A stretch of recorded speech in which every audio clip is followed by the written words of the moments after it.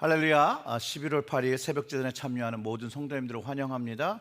오늘 하나님의 말씀 가지고 거룩하고 성결한 삶으로 주님과 함께 동행하시기를 축복하며 오늘 말씀 에스겔서 40장 1절부터 4절 말씀 읽고 기도하도록 하겠습니다.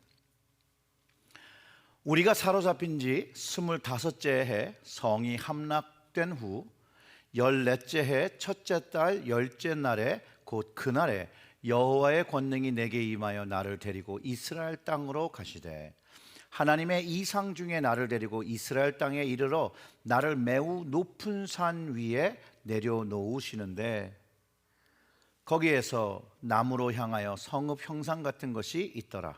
나를 데리시고 거기에 이르시니 모양이 놋같이 빛난 사람 하나가 손에 삼줄과 측량하는 장대를 가지고 문에 서 있더니 그 사람이 내게 이르되 인자야 내가 내게 보이는 그것을 눈으로 보고 귀로 들으며 내 마음으로 생각할지어다.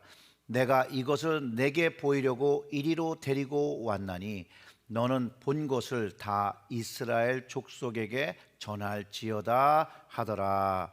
아멘. 기도하겠습니다.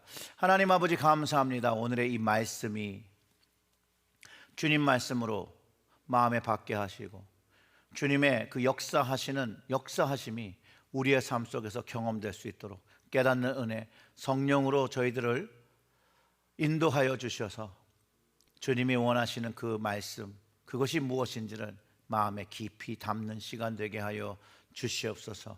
이 모든 말씀 우리 구주 예수님의 이름으로 기도드렸습니다. 아멘. 유다는 BC 586년에 예루살렘이 함락됨으로 멸망하였고 그 시점 이후의 예언들은 이제 회복에 대한 말씀들을 기록하고 있습니다. 오늘 말씀도 보면 이스라엘 백성의 회복에 대한 말씀을 에스겔에게 주시기 위해서 에스겔을 이제 이상으로 예루살렘까지 데려가시는 일을 하는데요. 근데 먼저 그 첫 번째 1절을 한번 우리가 살펴보면 이렇습니다. 우리가 사로잡힌 지 25째 해 성이 함락된 후 14째 해 첫째 달 10째 날에 곧 그날에 여호와의 권능이 내게 임하여 나를 데리고 이스라엘 땅으로 가시되. 이미 에스겔은요 유다가 완전히 멸망하기 전에 잡혀갔었거든요. 그게 25년이 지났대요. 그리고 예루살렘이 이제 멸망한 것은 이제 14년이 됐대요. 저는 이 말씀이 사실 되게 은혜가 됩니다. 하나님은요 에스겔이 사로잡힌 그때부터 지금까지도 함께 하시고 그와 말씀하여 주시고 그리고 하나님 계획에 맞춰서 그의 삶뿐만 아니라 그를 통해서 이스라엘 백성에게 잃어버린 희망을 회복시키시고 있다는 거예요. 그들이 여전히 포로되어 있고 멸망되어 있는 그런 상황 속에서요 하나님은 계속해서 말씀하시고 계시다는 거예요. 생각을 한번 해보면 이렇습니다. 잡혀간 지 25년 동안 하나님께서 아무 말씀도 하지 않으셨다면 어떻게 에스겔이 견딜 수 있을 것이며 이스라엘 백성들이 위로를 받을 수 있었겠어요? 그렇지 않죠. 죄를 짓고 벌을 받았지만 여전히 하나님의 사랑과 관심이 사라진 것이 아니었다는 것을 하나님은 계속해서 선지자들을 통해서 말씀하셨다는 것을 분명하게 가르쳐주고 있다는 거예요. 우리는 이 부분을 분명하게 알아야 돼요. 저는 어릴 적에 아버지를 오해했던 것은요 벌을 마땅히 받을 만한 일을 버리고 벌을 받으면 우리 아버지 날 미워하시나? 왜 이렇게 벌을 주시지? 그리고 왜 말도 벌을 받고 있는데 왜 말도 안 걸지? 아니 당연히 벌을 받고 있으니 말을 안 거는 게 당연한데 벌을 받으면서도 뭔가 계속해서 섭섭하고 그 자체를 그 벌을 받는 것 자체를 싫어했다라고 기억이 됩니다. 그러면서 왜 사랑하는데 왜 체벌을 하고 자유를 구속하고 그래서 친구를 못 만나게 하고 막 이럴까 그런 생각들을 많이 했어요. 그런데 이제 제가 성장하고 저도 부모가 되니 부모님께서 왜 그렇게 하셨는지가 이해가 된다는 거죠. 그리고 하나님께서 왜 이런 일을 결단하시게 됐는지를 나중에 믿음이 좀 성장하면서 알기 시작했어요. 성경의 말씀을 알면 알수록 하나님의 뜻을 더 깊게 알기 시작했어요. 히브리서 12장 6절 7절의 말씀, 6절부터 8절의 말씀을 이렇게 얘기합니다.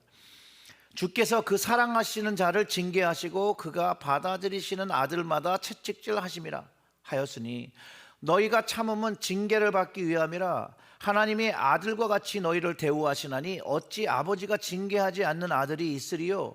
징계는 다 받는 것이거늘 너희에게 없으면 사생자요 친아들이 아니니라. 하나님의 자녀이기 때문에 징계하셨다는 거예요. 채찍질 하심으로 양육하셨다는 것을 알 수 있다는 거죠. 그리고 그 자녀된 자는 부모의 그런 징계를 마땅히 받고 참아야 한다는 것이에요. 그것이 자녀의 대우를 받았다라는 거예요. 그것이 없으면 친자녀 아니라는 거예요. 남의 아이라는 거예요. 사생아라는 거예요. 하나님은 하나님의 자녀들을 가르치시고 양육하시기 위해서 지금도 징계하신다라는 거예요. 왜냐하면 하나님의 사랑이, 그 아버지의 사랑이 멈추지 않았기 때문이라는 거죠. 하나님의 징계가 멈췄다는 건 하나님의 사랑이 멈추었다는 것을 의미합니다. 내가 믿음적으로 신앙적으로 잘못한 것이 있을 때 하나님의 책망과 징계가 경험되어져야 되는 것이죠. 그것이 없으면 사생아인 거예요. 친자녀가 아닌 거예요. 하나님과의 관계가 멀어진 것이며 영적인 끈이 멀어졌거나 끊어진 것을 알고 하나님께로 돌아가야 되는 것이에요. 하나님께로 가까이 나아가는 시간이어야 되는 거예요. 내 생활이 너무 편하면, 죄를 짐해도 편하면이라는 전제죠. 에스겔을 통해서 가르쳤던 하나님 아버지의 마음은요, 하나님은 악인을 심판하기 원하지 않으신다니까요. 악인을 벌 주는 것도 마땅히 벌을 받는 거 맞지만 기뻐하지 않으신다라고 가르쳐주세요. 그것보다는 악인이 돌이키고 용서받고 심판받지 않기를 원하시는 게 하나님이시라니까요. 부모의 마음이죠. 그러나 반대로 하나님의 공의를 얻어서 생명을 얻고 구원을 받은 사람일지라도 그 현재의 삶이 악을 행하는 모습이 있다면 그가 행한 그 악으로 벌을 받을 것이라고 하나님께서 분명히 가르쳐 주셨다는 거예요. 오늘 본문 속에도 하나님께서 에스겔을 통해서 이제 이스라엘이 회개하고 그 악을 끊어내는 모습이 있으면 하나님 보시기에 그를 통해서 희망의 메시지를 전달하시려고 하심을 우리는 알 수 있다는 거예요. 하나님의 이상 중에 나를 데리고 이스라엘 땅에 이르러 나를 매우 높은 산 위에 내려놓으시는데 거기서 나무로 향하여 성읍 형상 같은 것이 있더라. 나를 데리고 가서 거기에 이르시니 모양이 놋같이 빛난 사람 하나가 손에 삼줄과 측량하는 장대를 가지고 문에 서 있더니 그 사람이 내게 이르되 인자야 내가 내게 보이는 그것을 눈으로 보고 귀로 들으며 내 마음으로 생각할지어다. 내가 이것을 너에게 보이려고 이리로 데리고 왔나니 너는 본 것을 다 이스라엘 족속에게 전할지어다 하더라. 아멘.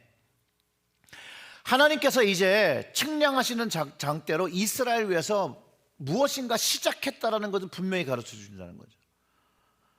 예루살렘 그 멸망의 땅에 하나님께서 새로운 성읍을 세우시고 그 성읍을 세우는 게 이스라엘 위해서 세우신다는 것을 분명히 에스겔을 통해서 그분의 뜻을 전달하고 있다는 것이에요. 하나님에 의해서 새로운 시작, 거룩한 시작이 되었다라고 얘기하면서 에스겔에게 눈으로 보고 귀로 들으며 마음으로 생각한 그 모든 것들을 이제 이스라엘에게 전하라고 하는 거예요.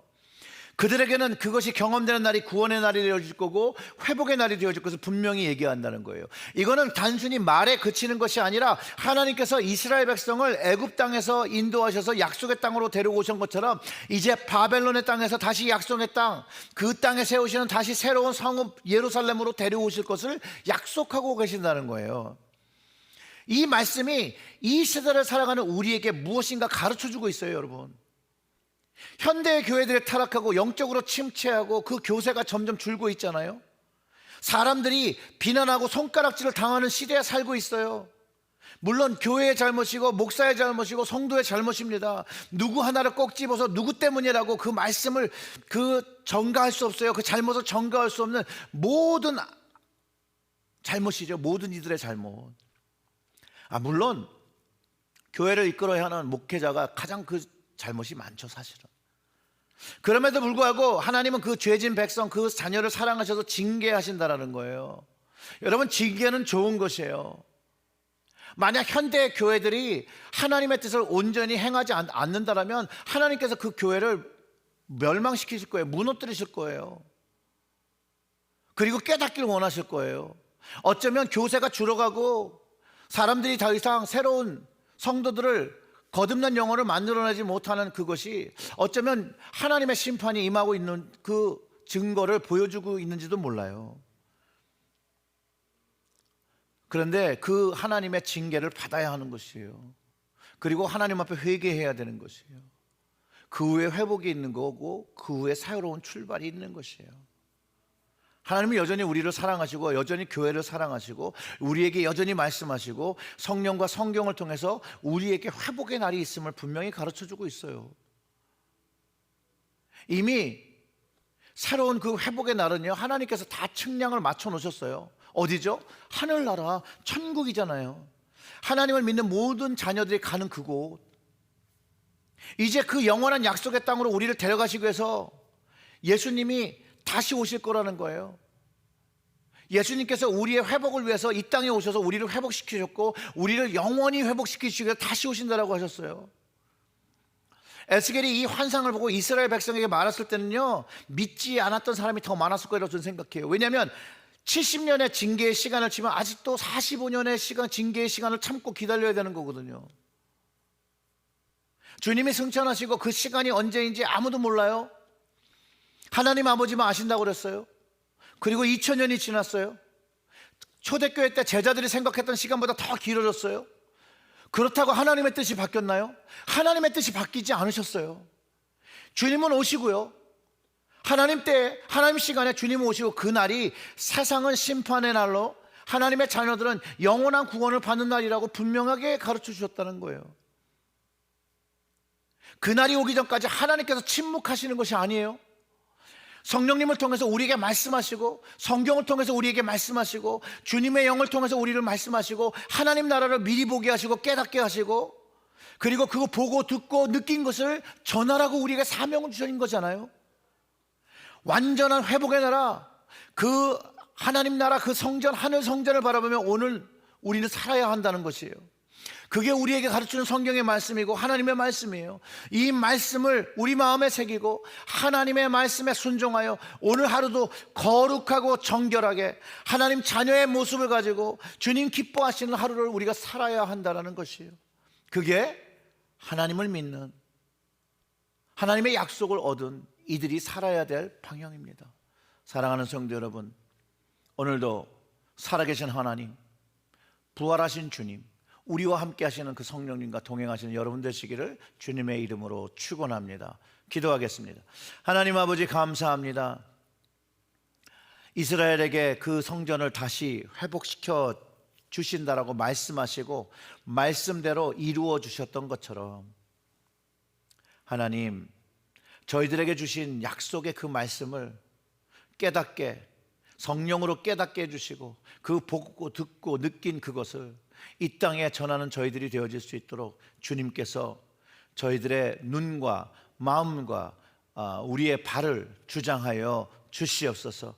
그래야 할 때 주님 오시는 그날을 기다리며 하나님 나라를 소망하며 하늘 위를 바라보며 살아가는 천국 자녀로서의 삶을 마땅히 감당할 수 있도록 역사하여 주시옵소서.